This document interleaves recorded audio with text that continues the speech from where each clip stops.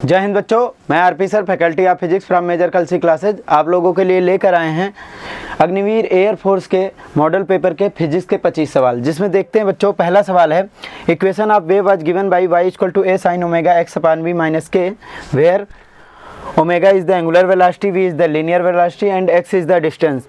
Dimensional formula आपके you have to calculate dimensional formula. तरंग का समीकरण देख रखा है और बता रखा है ओमेगा कोणीय वेग है और v रेखीय वेग है, x दूरी है, k का v में सूत्र निकालना है। तो हम लोगों को पता है कि ये अगर y इक्वल टू हम लिखें a sine omega x upon v minus k into omega then this will be theta. और त्रिकोणमितीय फलन क्या होते हैं? विमाहीन होते हैं। तो थीटा क्या होगा? विमाहीन होगा। इसका मतलब omega x upon v minus omega into k, इसकी विमा क्या आ जाएगी? m0 l0 और t की पावर 0। ये विमाहीन है। अच्छा, अगर ये दोनों आपस में सब्ट्रैक्ट किए हैं, घटाए गए हैं, इसका मतलब क्या होगा? ये दोनों भी डायमेंशन इनकी क्या होगी? बराबर होगी। और ये ओमेगा के which is equal to m0 l0 और t की पावर क्या हो जाएगा? 0। यहाँ से अगर हमको k चाहिए तो k बराबर लिख सकते हैं m0 l0 t की पावर 0 अपान में क्या? ओमेगा का क्या होता है बेटा? t inverse. ओमेगा क्या होता है? t inverse. t ऊपर जाएगा तो हमारा k का डायमेंशन आ जाएगा m0 l0 और t की पावर 1। तो this will be the dimension of k। तो कौन सा ऑप्शन सही हो जाएगा? बी ऑप्शन करेक्ट हो जाएगा। फिर अगला सवाल है क्वेश्चन नंबर 2, और क्वेश्चन नंबर 2 में दे रखा है कि एक फोर्स है F is given by F equal to at plus bt square where t is time. What are the dimensions of a and b? F ये क्या है? F एक फोर्स है, तो F बराबर at plus bt square given है। तो यहाँ से क्या है? हम लोग जानते हैं विमाओं की समांगता का नियम, प्रिंसिपल ऑफ होमोजेनिटी, कि अगर ये जुड़े हुए हैं तो at will be equal to bt square which will have dimensional formula equal to force that is mlt की पावर माइनस 2। तो यहाँ से अगर a की बात करें तो ये बराबर आ जाएगा mlt की पावर माइनस 2 और नीचे क्या आ जाएगा? t ऊपर जाएगा तो हम लिख सकते हैं mlt की पावर माइनस 3। और अगर बात करें bt स्क्वायर की तो यहाँ से b की लिखेंगे तो mlt की पावर माइनस 2 और अपान में क्या आ जाएगा? t square. तो यहाँ से क्या आ जाएगा? mlt की पावर माइनस 4। तो this will be the dimension of a and b, mlt की पावर माइनस 3 एंड mlt की power minus 4। That is B option is correct option. फिर अगला सवाल है question number 3, and question number 3 में given है, question number 3 में दे रखा है एक पार्टिकल है starting from rest moves up to the 20 second constant acceleration. If the s1 is the distance covered in first 10 second and s2 will be the distance covered in last 10 second, then you have to build a relation between s1 and s2। मतलब एक कण विरामावस्था से नियत से प्रारंभ करके 20 second तक चलता है। यदि 10 सेकंड में तय की गई दूरी s1 है तथा अगले 10 सेकंड में s2 है, then what will be the relation between s1 and s2। देखते हैं, एक पार्टिकल है वो स्टार्ट करता है कहाँ से? रेस्ट से स्टार्ट करता है। प्रथम मान लो 2t चलता है तो प्रथम t में कितना चलता है? s1 और सेकेंड और अगले t2 में कितना चलता है? s2 चलता है। और ये a से कहाँ? b पर पहुँच गया। तो अगर हम देखें s1 के बारे में लिखना चाहें तो s1 बराबर क्या लिखेंगे? ut plus half at square, ut plus half at square. u तो 0 है तो s1 क्या आ जाएगा? Half at square. अच्छा, अगर हम s2 के लिए लिखना चाहें तो यहाँ पे तो वेलोसिटी आ जाएगी ना, u प्लस at। अगर t टाइम तक चला है तो u तो 0 था, मतलब इसके लिए इनिशियल वेलोसिटी क्या होगी? at होगी। तो यहाँ पे अगर हम s2 लिखेंगे तो s2 बराबर क्या आ जाएगा? ut plus half at square. अच्छा, u यहाँ पे 0 नहीं है, क्यों? यहाँ पे इनिशियल वेलोसिटी है, तो इसकी जगह हम लिखेंगे at इंटू टी और प्लस क्या आ जाएगा? Half at square. That is at square plus half at square, this will be equal to 3/2 at square. तो यहाँ से आ गया s2 बराबर 3/2 at स्क्वायर। तो अगर हम लोग देखें इसको ऐसे लिख दें s2 को कि 3 कॉमन हो जाए और 1/2 at स्क्वायर, तो 1/2 at स्क्वायर तो s1 है, तो s2 बराबर क्या आ जाएगा? 3 टाइम्स ऑफ s1। s2 बराबर क्या आ जाएगा? 3 times of s1। That is हमारा ऑप्शन नंबर सी करेक्ट हो गया। फिर अगला सवाल देखते हैं क्वेश्चन नंबर 4, और क्वेश्चन नंबर 4 में गिवन है, क्वेश्चन नंबर 4 में दे रखा है figure shows force path of kicked football ignoring the effect of air resistance on the flight, rank the path according to the initial horizontal velocity component highest first. इसमें कह रहा है कि हमने ये दिखाया है 4 फुटबॉल को फेंकते हुए 4 पथों को दर्शाया है, किसमें उसके क्षैतिज वेलोसिटी का कंपोनेंट ज़्यादा होगा। तो अगर हम क्षैतिज वेलोसिटी की बात करें तो u cos थीटा, और u तो सबके लिए अगर सेम है तो cos थीटा जिसके लिए ज़्यादा होगा उसी के लिए क्या होगा, कंपोनेंट ज़्यादा होगा। तो कैसे करेंगे भाई, यहाँ पे देखें ये थीटा 1 है, ये थीटा 2 है, और ये क्या है थीटा 3 है, थीटा 4 है। अच्छा, कास थीटा की वैल्यू जिसके लिए ज़्यादा आएगी, कास थीटा की वैल्यू जिसके लिए ज़्यादा आएगी उसके लिए रेंज क्या होगा, ज़्यादा होगा, क्योंकि रेंज तो इसी से आता है, परास जो होता है इसी से आता है। अच्छा, कास थीटा, कास 0 का मान क्या होता है, कास 0 का मान 1 होता है, कास 90 का मान क्या होता है, कास 90 का मान क्या होता है, 0 होता है। इसका मतलब जैसे जैसे थीटा बढ़ता है कास थीटा का मान घटता जाता है। इसका मतलब जिसका थीटा सबसे कम होगा उसके लिए कास थीटा का मान क्या होगा, सबसे ज़्यादा। तो सबसे पहले किसका सबसे कम थीटा किसका है, 4 वाले का है, फिर 3 वाले का है, फिर 2 वाले का है, फिर 1 वाले का है। तो इस तरीके से आ जाएगा 4, 3, 2 और 1। ये बात समझ में आई भाई। थीटा जिसके लिए कम होगा उसके लिए कास थीटा का मान क्या होगा, ज़्यादा होगा। तो 4 के लिए थीटा कम है, 3rd के लिए थीटा ज़्यादा है, 4th के लिए क्या थीटा सबसे ज़्यादा है, तो कास थीटा का मान क्या आएगा, सबसे कम आएगा। तो हमारा कौन सा ऑप्शन सही हो जाएगा, ऑप्शन नंबर हमारा ये 4 वाला सही हो जाएगा। ठीक है, ये ऑप्शन नंबर 4 करेक्ट हो जाएगा। फिर अगला सवाल देखते हैं, क्वेश्चन नंबर 5। और क्वेश्चन नंबर 5 में गिवन है एक डायग्राम दिखाया गया है, इसमें 30 न्यूटन है और 30 डिग्री पे एक रस्सी बंधी हुई है। पूछ रहा है कि भार W तथा OA में तनाव होगा। तो अगर इस डायग्राम को हम देख पा रहे हैं तो ये हमारा टेंशन है, इस तरफ ये टेंशन है, ये हमारा W है, और इधर कितना है 30 न्यूटन का फोर्स है, 30 न्यूटन का फोर्स। तो अगर हम बात करें ये टेंशन लगेगा रस्सी में, और इस टेंशन का हमें कंपोनेंट करेंगे तो ये आ जाएगा क्या, T cos 30, और एक कंपोनेंट करेंगे तो क्या आ जाएगा T sin 30। ये इसके W को बैलेंस करेगा, ये इसके क्या 30 न्यूटन को बैलेंस करेगा। तो T sin 30 का मान क्या आ जाएगा, T sin 30 is equal to क्या आ जाएगा 30 न्यूटन आ जाएगा। यहाँ से T/2 T × 1/2 is equal to 30 आएगा। तो T बराबर क्या आ जाएगा बच्चे, ये 60 न्यूटन आ जाएगा, मतलब टेंशन कितना होगा 60 न्यूटन। और अगर हम बैलेंस करें T cos 30 को, तो T cos 30 कितना हो जाएगा 30 न्यूटन के ये किसके W के बराबर हो जाएगा। T cos 30 किसके बराबर हो जाएगा, W के बराबर हो जाएगा। ये W आ गया, तो W इक्वल टू T का मान 60 है, cos 30 का मान √3/2 है, ये कट गया, ये कितना आ गया 30√30, दैट इज W 30√30 है, और ये 60, बी ऑप्शन करेक्ट हो गया। फिर अगला सवाल देखते हैं क्वेश्चन नंबर 6। और क्वेश्चन नंबर 6 में कह रहा है, क्वेश्चन नंबर 6 में क्या है, पोटेंशियल एनर्जी दे रखा है, force field U equal to A/r² minus B/r। A B positive constant है, R डिस्टेंस है पार्टिकल की from the centre of field, for the stable equilibrium the distance of particle is. कह रहा है कि किसी बल क्षेत्र में एक कण की स्थितिज ऊर्जा U equal to A/r² minus B/r है। ए बी धनात्मक नियतांक है तथा R कण की क्षेत्र से दूरी है। अस्थायी संतुलन की दशा में कण की दूरी होगी। तो अगर हम बात करें किसकी, फोर्स स्टेबल इक्विलिब्रियम की बात करें, तो हम लोग क्या करते हैं, फोर्स जो होता है, फोर्स क्या होता है माइनस का du/dx होता है। और अगर ये क्या आ जाए, फोर्स 0 हो जाए तो ये क्या रहेगा, स्टेबल इक्विलिब्रियम में रहेगा। तो देखते हैं, पहले हम लोग du/dx की वैल्यू निकालते हैं। du/dr है, यहाँ पे r पोजीशन है, तो du/dr निकालेंगे, और ये है ddr। u का मान दे रखा है A/r² माइनस B/r।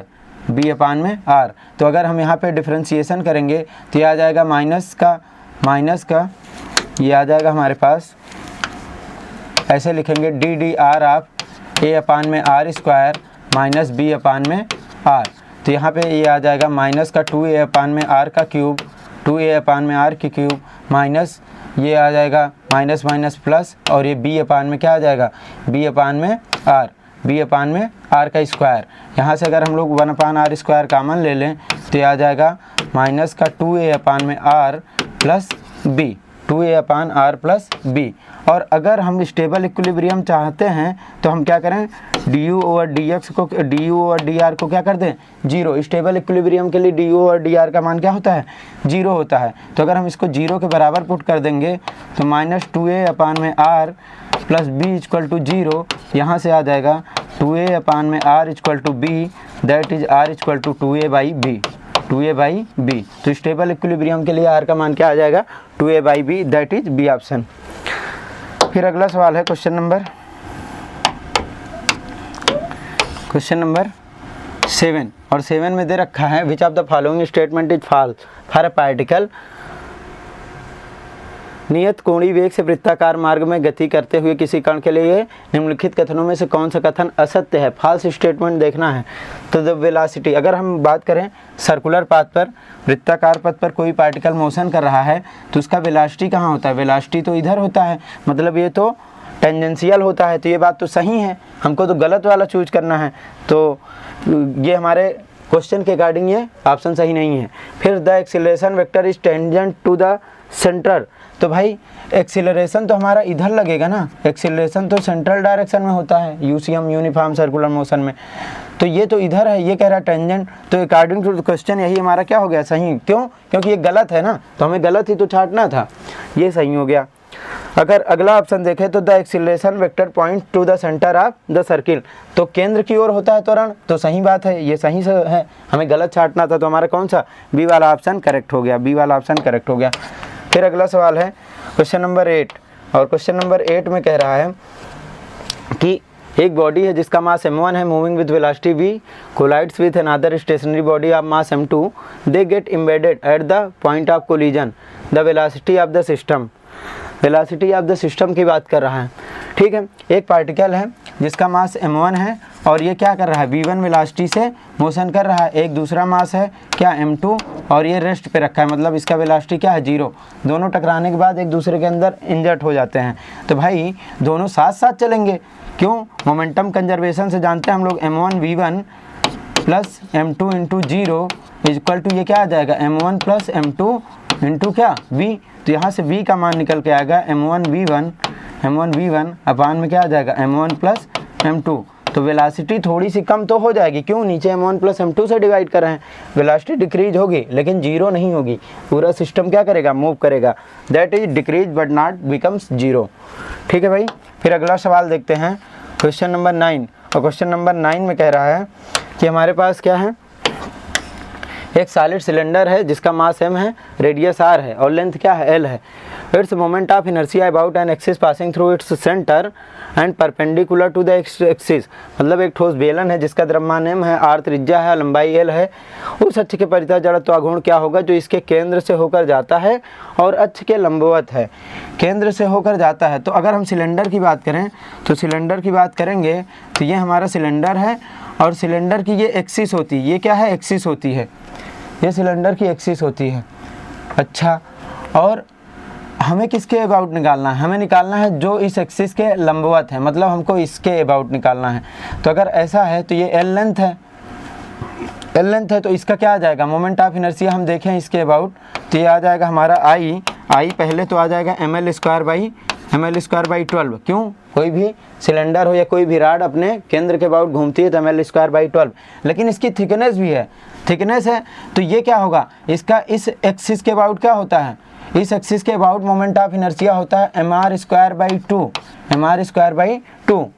तो इस एक्सिस के अबाउट कितना हो जाएगा, इस एक्सिस के अबाउट है तो इस एक्सिस के अबाउट कितना हो जाएगा, हम लोग जानते हैं I X plus I Y equal to क्या है, आई जेड।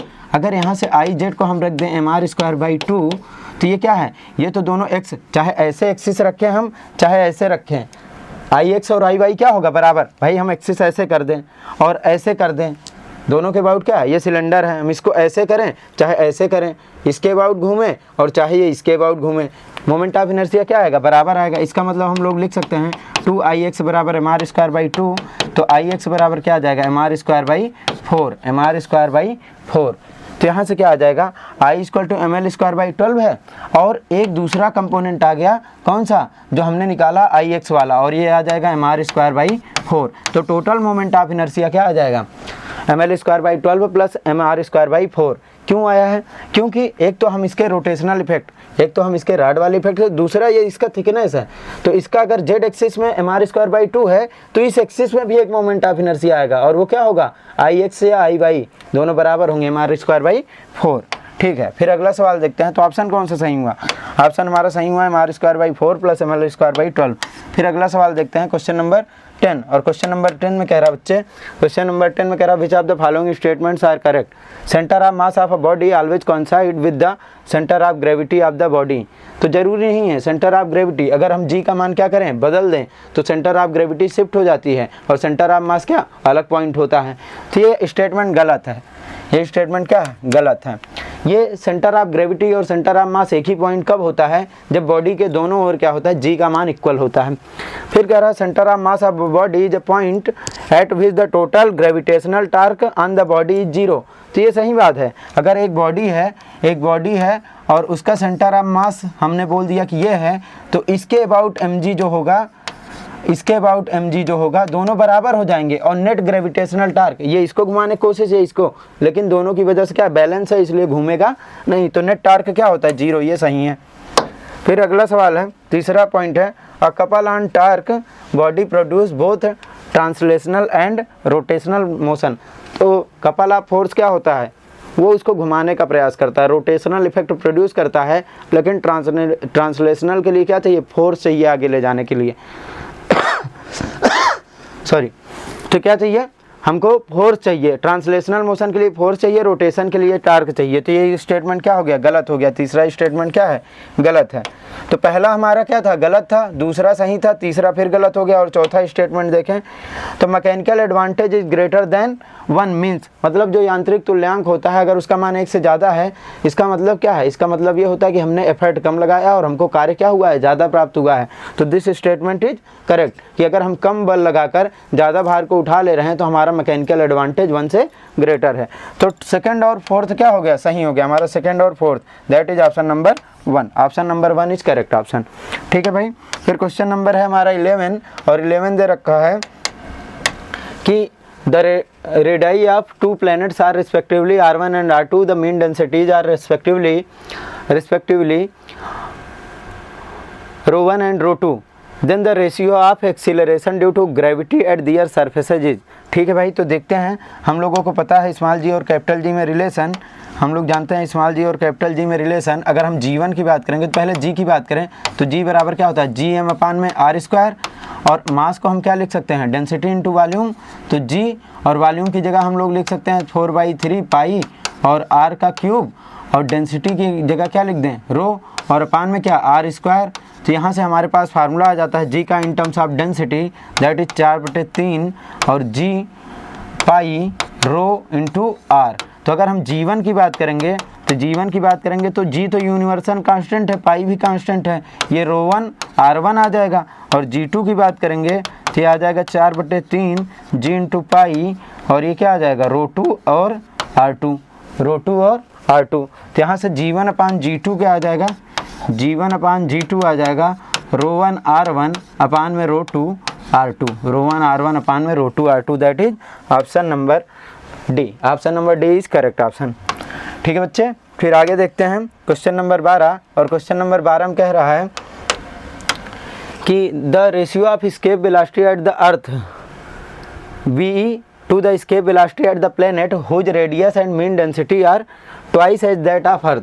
तो अगर हम बात करें कि एस्केप वेलोसिटी फार्मूला क्या होता है, एस्केप वेलोसिटी फार्मूला होता है 2gm/r, this is the formula for escape velocity. अब अगर हम अर्थ की बात करें तो अर्थ पे ये है। अब दूसरा जो प्लेनेट है, प्लेनेट के लिए कह रहा है कि उसका रेडियस क्या है, रेडियस डबल है और मीन डेंसिटी भी डबल है। तो मास बराबर क्या होता है वॉल्यूम इंटू डेंसिटी, तो वॉल्यूम क्या हो जाता है 4/3 पाई और r का क्यूब, r ये डैश है क्योंकि हम m डैश निकाल रहे हैं, तो m डैश, तो ये क्या आ जाएगा v डैश और रो डैश, और यहाँ पे क्या आ जाएगा वॉल्यूम हो गया और ये रो डैश आ गया। अच्छा, अब क्या बोल रहा है कि ये अर्थ का 2 गुना है, तो 2r लिख दें क्या, 2r का क्यूब और इंटू 2 टाइम्स ऑफ रो। तो यहाँ से आ जाएगा 8 और ये 16 बाहर आ गया, और 4/3 पाई और r क्यूब और इंटू रो, ये तो अर्थ का मास हो गया। इसको हम लोग क्या लिख सकते हैं 16 times of mass of earth, मतलब इसका मास कितना आ गया 16 टाइम। तो अगर हम इसका लिखेंगे 2gm डैश लिखेंगे और अपान में क्या लिखेंगे r डैश, इसकी जगह पे लिखेंगे 2g और 16m अपान में क्या आ जाएगा अपान में 2 टाइम्स ऑफ आर डैश का मान 2 है, तो यहाँ से 8 आ जाएगा। इसको हम अगर √8 को ऐसे लिख लें तो ये लिख जाएगा 2gm अपान में आर, 2gm अपान में आर। तो अगर हम Vp के बारे में देखें तो Vp क्या है बच्चे, Vp में √8 है और ये क्या है, इस पूरी वैल्यू को तो हम क्या लिख सकते हैं, VE लिख सकते हैं, क्योंकि ये VE के ही बराबर है। तो हम लोग क्या लिखें, हमको लिखना है VE और VP लिखना है ना, तो VE और VP क्या आ जाएगा 1 अपान में √8। अगर हम यहाँ से क्या करें, इसको ऐसे भी लिख सकते हैं 2√2, क्या लिख सकते हैं 2√2, क्या है बच्चे 2√2। तो ये कौन सा ऑप्शन आ गया 1:2√2। अंतर क्या आएगा, जब उसका मीन डेंसिटी 2 गुना हो जाएगा, रेडियस भी 2 गुना है, तो भाई मास में क्या है r का क्यूब आता है, इसको 2 गुना करोगे तो वॉल्यूम 8 गुना हो जाएगा, डेंसिटी 2 गुना, तो मास पूरा क्या हो जाएगा 16 टाइम्स हो जाएगा, 16 गुना हो जाएगा। ठीक है, तो यहाँ पे हम 16 रख देंगे, नीचे 2r कट जाएगा, 8 बचेगा। ठीक है, आगे देखते हैं। अगला सवाल है, अगले सवाल में कह रहा है if the density of the material increases the value of young modulus. अगर डेंसिटी बढ़ती है तो क्या हो रहा है, पार्टिकल क्लोज आ रहे हैं, क्लोज आ रहे हैं मतलब inter atomic force of attraction बढ़ रहा है, और इलास्टिसिटी क्या होती है, inter atomic force of attraction की वजह से ही होती है। अगर वो पास ज़्यादा आ रहे हैं इसका मतलब इंटर एटॉमिक स्पेस घट रहा है, डेंसिटी बढ़ रही है, और उसका मॉडुलस ऑफ इलास्टिसिटी क्या हो रहा है, बढ़ रहा है। मॉडुलस ऑफ इलास्टिसिटी क्या होता है, बढ़ता है। ठीक है, फिर अगला सवाल देखें 14 नंबर, और क्वेश्चन नंबर 14 में दे रखा है कि एक वेजल है that contains oil of density ρ1 over a liquid of density ρ2 floats half volume emerge in the liquid and other in oil, the weight of the sphere. तो something like this question is given that there is किसी पात्र में ρ1 घनत्व वाले तेल तथा ρ2 घनत्व वाले समांगी गोला इस प्रकार तैर रहा है कि आधा द्रव में तथा आधा तेल में है। मतलब ये एक ρ1 वाला है और एक क्या है ρ2 वाला है, और हमारा स्फीयर ऐसा है। तो अगर हम बात करें ये इसमें तैर रहा है, तो तैर रहा है तो इसका mg नीचे लग रहा होगा और इसका FF कहाँ लग रहा होगा, ऊपर लग रहा होगा। अच्छा, तो FF आधा किस में है, तेल में है, आधा किस में है, द्रव में है। तो FF बराबर क्या लिख सकते हैं हम लोग, mg। हमको क्या निकालना है, हमको इसका वेट ही तो निकालना है, वेट मतलब mg। तो mg FF के बराबर होगा, और FF होता क्या है, वॉल्यूम कितना, आधा वॉल्यूम किस में डूबा हुआ है, ρ1 वाले में, इंटू g, प्लस आधा वॉल्यूम किस में डूबा हुआ है, ρ2 वाले में, इंटू g। तो अगर हम यहाँ से क्या करें, v/2 कॉमन ले लें तो v/2 ρ1 प्लस ρ2 इंटू क्या आ जाएगा g। This will be the weight, v plus ρ1/ρ2, v/2 ρ1 plus ρ2 into g। ठीक है, तो ये बी ऑप्शन करेक्ट हो गया। फिर अगला सवाल देखते हैं, क्वेश्चन नंबर 15, और इसमें दे रखा है कि axis pressure inside the soap bubble A is twice of that of soap bubble B। मतलब क्या है कि जो P1 है, P1 क्या है, P1 और PA है और क्या है PB है, ये एक्सिस प्रेशर है। इसका फार्मूला क्या होता है, ये कह रहा है कि axis pressure inside the soap bubble is twice in that of, मतलब जो PA है वो 2 टाइम्स ऑफ PB के बराबर है। अच्छा, PA का मान क्या हो जाएगा, 2T अपान में रेडियस ऑफ है, और ये क्या आ जाएगा 2 इंटू 2T अपान में, सोप बबल है तो 4T आता है, सोप बबल है ना। ठीक है, तो 4T अपान में ये RB आ जाएगा, यहाँ से RA, ये 4 से 4T कैंसिल हो जाएगा, RA अपान में RB का जो मान आ जाएगा वो कितना आ जाएगा बच्चे, वो आ जाएगा 1/2, RA अपान में R, रेडियस ऑफ A और रेडियस ऑफ B का रेशियो 1:2 आ गया। हमसे पूछ रहा वॉल्यूम, तो VA अपान में VB का मान आ जाएगा ये 4/3 पाई RA का क्यूब अपान में 4/3 पाई RB का क्यूब, ये इससे कैंसिल हो जाएगा, और VA अपान VB का मान कितना आ जाएगा, ये आ जाएगा 1/2 की पावर 3, दैट इज 1:8। कौन सा ऑप्शन, सी ऑप्शन करेक्ट हो गया। फिर अगला सवाल देखते हैं, क्वेश्चन नंबर 16, और 16 नंबर थ्योरेटिकल सवाल है, you have to remember the data. कह रहा है कि if K is the total emitted by the temperature T kelvin at E lambda maximum is the maximum spectral energy emitted by the same temperature. तो कह रहा है कि क्या है, तो भाई जो E होता है एब्सोल्यूट टेम्परेचर की पावर 4th पावर के प्रोपोर्शनल होता है E किसी भी टेम्परेचर पे, और जो मैक्सिमम स्पेक्ट्रल होता है लैम्डा मैक्सिमम, वो क्या होता है, वो T की पावर 5 के प्रोपोर्शनल होता है। तो ये हम हीट ट्रांसफर में पढ़ते हैं हम लोग, क्या होता है, maximum spectral is directly proportional to किसी भी टेम्परेचर पे जो स्पेक्ट्रल होता है वो T⁴ के प्रोपोर्शनल होता है ना। तो ये क्या आ जाएगा E प्रोपोर्शनल टू T⁴ और E लैम्डा मैक्सिमम बराबर क्या आ जाएगा T⁵ आ जाएगा। फिर अगला सवाल देखते हैं क्वेश्चन नंबर 17। क्वेश्चन नंबर 17 में दे रखा है कि V RMS, V average and V most probable are root mean square average and most probable speed of molecules gas obeying Maxwell velocity distribution which of the following statement is correct. तो अगर हम बात करें तो V RMS होता है हमारा √3 RT/m। V most probable होता है 8 RT/m और जो V एवरेज होता है वो होता है 2 RT/m। तो यहाँ से अगर देखें तो सबसे ज़्यादा क्या है ये क्या करोगे 8 को 3.14 से डिवाइड करोगे तो ये क्या आएगा 2 पॉइंट समथिंग आएगा। इसका मतलब ये सबसे ज़्यादा है, फिर ये है, फिर क्या है ये सबसे कम है। तो V RMS सबसे ज़्यादा है, V RMS क्या है सबसे ज़्यादा है, फिर क्या है हाँ इधर देखते हैं V RMS क्या है सबसे ज़्यादा है, फिर क्या है उससे ज़्यादा, ये तो गलत, V RMS सबसे ज़्यादा है, उससे ज़्यादा क्या है V एवरेज है, और फिर मोस्ट प्रोबेबल क्या है बीच में है। तो मोस्ट प्रोबेबल क्या है बीच में है, तो इसमें तो ऑप्शन देर नहीं रखा है, 1 मिनट। V मोस्ट प्रोबेबल क्या है, मोस्ट प्रोबेबल सबसे बड़ा नहीं है, तो V RMS क्या है सबसे बड़ा है V RMS। तो V RMS हमारा क्या हो जाएगा सबसे बड़ा है, ये वाला ऑप्शन सही हो जाएगा V RMS, V average and V most probable. ठीक है,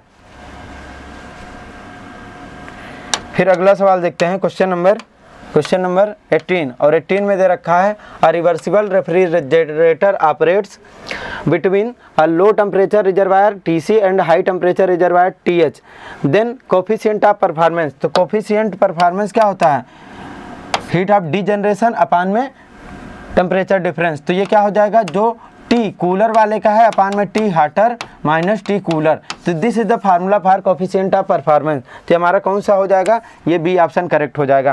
फिर अगला सवाल देखते हैं क्वेश्चन नंबर 19 और क्वेश्चन नंबर 19 में कह रहा है बेटा कि the simple harmonic motion of the particle is given by 3 sin ωt + 4 cos ωt which one of the following is amplitude of this motion. तो एम्पलीट्यूड आपकी मोशन की बात करें तो हम A लिखेंगे तो A बराबर क्या आ जाएगा √A1 का स्क्वायर प्लस A2 का स्क्वायर, √A1 का स्क्वायर प्लस A2। क्यों sin ωt है cos ωt है एक दूसरे के परपेंडिकुलर है, आगे का cos थीटा वाला टर्म क्या हो जाएगा 0 हो जाएगा, 2A1 A2 cos थीटा होता है वो 0 हो जाएगा। तो यहाँ से हो जाएगा 3 का स्क्वायर प्लस 4 का स्क्वायर, तो नेट एम्पलीट्यूड क्या आ जाएगा बच्चे ये 25 आ जाएगा और इसको बाहर निकालेंगे तो कितना आ जाएगा 5 आ जाएगा, that is B option correct. फिर अगला सवाल है, अगले सवाल में है क्वेश्चन नंबर 20 और क्वेश्चन नंबर 20 में है कि the fundamental frequency of closed organ pipe is n then the next 3 overtones will have ratio. तो फंडामेंटल अगर हम क्लोज्ड ऑर्गन पाइप की देखें तो न्यू नॉट अपान में न्यू1 रेशियो न्यू2 अपान में रेशियो न्यू3 ये आता है 1:3 रेशियो 5 रेशियो 8 हार्मोनिक्स मिलते हैं, केवल 8 हार्मोनिक्स 1:3 रेशियो 5 रेशियो 7। तो अगर हमको ये फंडामेंटल है तो नेक्स्ट 3 ओवरटोन है कौन से 3, 5 और 7 वाले, तो कौन से हो गए 3, 5 और 7। फिर अगला देखते हैं सवाल, और सवाल दे रखा है कि एक पॉइंट चार्ज है और पॉइंट चार्ज में क्या कह रहा है पॉइंट चार्ज ये है जिसका 4 माइक्रोकूलाम है, ये 4 माइक्रोकूलाम का पॉइंट चार्ज है, 4 माइक्रोकूलाम का पॉइंट चार्ज है और अनदर चार्ज ऑफ -1 माइक्रोकूलाम। ये दोनों एक दूसरे के कहाँ हैं 1 मीटर दूरी पे रखे हैं। Then the distance at the point on the line joining, ये हमारा A वाला था, ये हमारा A था और ये क्या था B वाला था। The distance of the point on the line joining charges from the charge B where the electric field B 0। तो अगर हम बात करें यहाँ से पूछ रहा है x दूरी पर हमने मान लिया कि इलेक्ट्रिक फील्ड क्या है 0 है। तो अगर हम इसके लिए देखें नेगेटिव चार्ज की वजह से E1 आएगा और पॉजिटिव चार्ज की वजह से क्या आएगा E2 आएगा। जहाँ पे E1 E2 का मान क्या हो जाए बराबर हो जाए वहाँ पे क्या होगा नेट 0 हो जाएगा। तो करके देखते हैं, ये डिस्टेंस हमें कितनी पता है, ये 1 मीटर पता है, ये 1 मीटर पता है, इतना हमने x मान लिया। तो अगर इस पॉइंट पे हम निकालना चाहें तो इस पॉइंट के लिए हम लिखेंगे पॉइंट P। तो अगर हम E1 का मान लिखें तो E1 किसकी वजह से है नेगेटिव चार्ज की वजह से, तो ये आ जाएगा K और Q बोले तो -1, तो 1 × 10⁻⁻6 और यहाँ से अगर हम डिस्टेंस देखेंगे तो x² आ जाएगा, एक्स स्क्वायर आ जाएगा। अच्छा, और अगर हम लोग देखें E2 निकालें तो E2 बराबर क्या लिखेंगे हम लोग, लिखेंगे 4 माइक्रो, सॉरी यहाँ पे क्या लिखेंगे के क्यों की जगह 4 × 10⁻⁻6 माइक्रो कूलम में है अपान में। अगर यहाँ से हम डिस्टेंस देखें तो यहाँ से डिस्टेंस कितनी हो जाएगी, यहाँ से डिस्टेंस हो जाएगी 1 + x का होल स्क्वायर, और दोनों को हम क्या करें बराबर कर दें। अगर दोनों को हम बराबर कर देंगे तो हमको मिलेगा क्या, k × 10⁻6 अपान में x square is equal to क्या आ जाएगा 4 × 10⁻⁻6 अपान में क्या आ जाएगा 1 + x का होल स्क्वायर। ये 10⁻6 कट गया, k से k कट गया, ये बचा क्या 1/x स्क्वायर और 4 में 1 + x स्क्वायर। अगर हम पूरे का रूट ले लें तो 1/x बराबर आ जाएगा 2 में 1 + x, तो ये इधर जाएगा 1 + x इज इक्वल टू क्या आ जाएगा 2x। तो x बराबर क्या आ जाएगा 1, x बराबर 1 मीटर। कितना आ जाएगा बच्चे, x बराबर 1 metre. That is D option correct हो गया। फिर अगला सवाल देखते हैं। अगले सवाल में है, ये करंट दे रखा है, रेजिस्टेंस दे रखे हैं और हमसे पूछ रहा है current flowing through the 4 ohm resistance. तो अगर हमें सबसे पहले पोटेंशियल, सब पैरेलल में लगे हैं, अगर पोटेंशियल डिफरेंस पता हो जाए तो हम करंट निकाल लेंगे। तो पोटेंशियल के लिए हमको R इक्विवेलेंट चाहिए।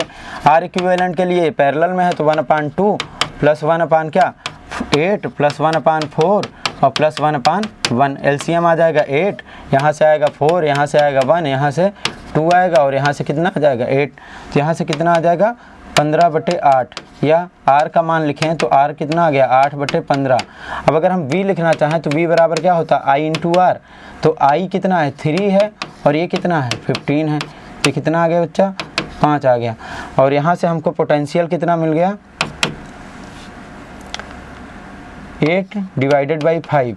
तो डेसिमल लगाएंगे तो ये कितना आ जाएगा, सॉरी ये 1 आ जाएगा और 1.6 वोल्ट का पोटेंशियल। सब पैरेलल में है तो सबके बीच में पोटेंशियल 1.6 होगा। हमसे पूछ रहा है कि 4 ये फ्लोइंग थ्रू 4 ओम रेजिस्टेंस, मतलब 4 ओम वाले में क्या करना है करंट पूछना है। तो भाई I × R बराबर क्या आएगा V होगा। अगर हमको करंट निकालना है 4 ओम वाले में तो क्या करेंगे 1/6 अब हो जाएगा वोल्ट, तो यहाँ से I बराबर आ जाएगा 1/6 अपान में क्या आ जाएगा 4, ये कितना आ जाएगा 0.4 वोल्ट आ जाएगा। भाई सब पैरेलल में है, पोटेंशियल निकाल लिया, वही पोटेंशियल सबके क्रॉस रहेगा तो I × R बराबर V रख दिया, तो यहाँ से 0.4 आ गया। That is D option. फिर अगला सवाल है क्वेश्चन नंबर 23, और क्वेश्चन नंबर 23 में है बच्चे, इसको क्या कह रहा है कि find the value of C। पूरे नेट दे रखा है 1, तो पहले हम निकालें। तो यहाँ पे देखें ये 6 और 12 किस में है, 6 और 12 किस में है सीरीज में है, 6 और 12 सीरीज में है, तो हम लिखेंगे 1/6 + 1/12। तो ये कितना आ जाएगा, ये 12 आ जाएगा और ये आ जाएगा यहाँ पे 2 और 1, तो कितना आ जाएगा इन दोनों का 3/12। दैट इज 4 ओम आ गया, इन दोनों का 4 ओम आ गया। और 4 ओम पैरेलल में है तो इस पूरे का कितना आ जाएगा, पैरेलल में हो जाएगा 8 माइक्रोफैरड। ओम नहीं है एक्चुअली, माइक्रोफैरड है, फैरड में इसका पूरे का 8 माइक्रो। अब 8 इसके साथ क्या है 1 के साथ सीरीज में है, तो अगर 8 1 के साथ सीरीज में है तो हम इसको पूरा क्या करें कनेक्ट कर लें। तो 1/8 + 1/1, तो एलसीएम 8 आ जाएगा और ये क्या आ जाएगा 9। तो यहाँ से क्या आ जाएगा 8/9 आ जाएगा किसका, हमारा यहाँ से लेकर यहाँ तक का कैपेसिटेंस कितना आ गया 8/9 माइक्रोफैरड, 8/9 माइक्रोफैरड। अब अगर हम देखें किसमें, इन दोनों में, तो ये दोनों किसमें हैं, दो किसमें हैं पैरेलल में है, पैरेलल में है तो इसका आ जाएगा 4 आ जाएगा। और 4 और 8 किसमें है सीरीज में है, 4 और 8 किसमें है सीरीज में है, तो 1/4 + 1/8, तो ये कितना आ जाएगा, ये 8 आ जाएगा, यहाँ पे 2 + 1 दैट इज 3/8। तो इसका क्या आ जाएगा 8/3। ये 8/3 पूरे इस सिस्टम का आ गया 8/3, और ये वाला 8 कितना आया था 8/9। ये दोनों किसमें हैं पैरेलल में हैं। तो अगर हम देखें तो 8/3 और क्या है 8/9, ये दोनों किस में हैं पैरेलल में, तो पैरेलल में सीधा जुड़ जाएंगे। तो ये कितना हो जाएगा 9 एलसीएम आ जाएगा, और ये 24 और ये 8, मतलब ये 32/9 आ जाएगा पूरा यहाँ तक का। अब कह रहा है कि इक्विवेलेंट कितना है, इक्विवेलेंट 1 है। तो C और ये दोनों किस में है, सीरीज में, तो 1/C प्लस 1/32/9 इसका दे रखा है क्या, 1/1 इक्विवेलेंट। तो यहाँ से हमको C निकालना है कि C कितना होगा।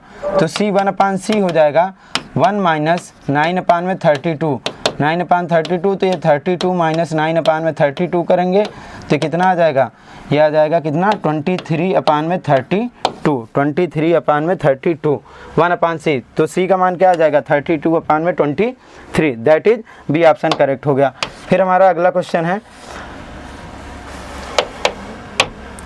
क्वेश्चन क्या है कि 24 है, एक करंट है जिसका 10 एम्पियर है, establish along the long wire in Z direction, the magnetic field at B.1 metre पे निकालना है।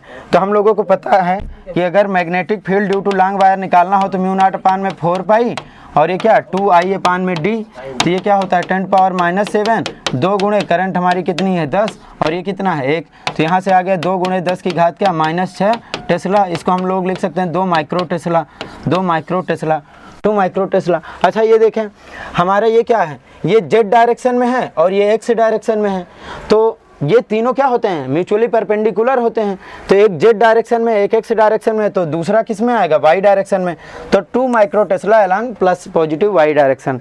ठीक है, फिर अगला देखें, फिर लास्ट क्वेश्चन है, और लास्ट क्वेश्चन है क्वेश्चन नंबर 25, जिसमें दे रखा है consider the following part of spectra, visible, infrared, ultraviolet और माइक्रोवेव। कह रहा है कि इंक्रीजिंग आर्डर ऑफ वेवलेंथ।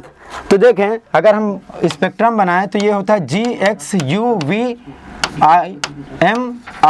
इस तरीके से gamma, X rays, ultraviolet, visible, infrared, microwave और रेडियो वेव। ये क्या है, ये लेमडा के इंक्रीजिंग आर्डर में है, ये लेमडा बढ़ रहा है। तो अगर हमें लिखना है तो कौन आएगा सबसे पहले, अगर हम देखें तो सबसे पहले कौन सा आएगा, अल्ट्रावायलेट आएगा। इसमें से अल्ट्रावायलेट क्या है, अल्ट्रावायलेट की वेवलेंथ क्या है, सबसे कम है, तो अल्ट्रावायलेट मतलब हमारा तीसरा सबसे पहले आ गया। उसके बाद क्या है, तीसरे के बाद देखें विजिबल, उसके बाद क्या है विजिबल, अल्ट्रावायलेट के बाद विजिबल है, और विजिबल के बाद क्या है इंफ्रारेड है, इंफ्रारेड बोले तो ये दूसरा है, और फिर क्या है माइक्रोवेव क्या है 4। तो ये कौन सा ऑप्शन सही हो गया 3124, दैट इज डी ऑप्शन। तो ठीक है बच्चों, ये रहे हमारे फिजिक्स के 25 सवाल। तो इसी तरीके से आप तैयारी करते रहें और जीवन में आगे बढ़ते रहें। Thank you everyone.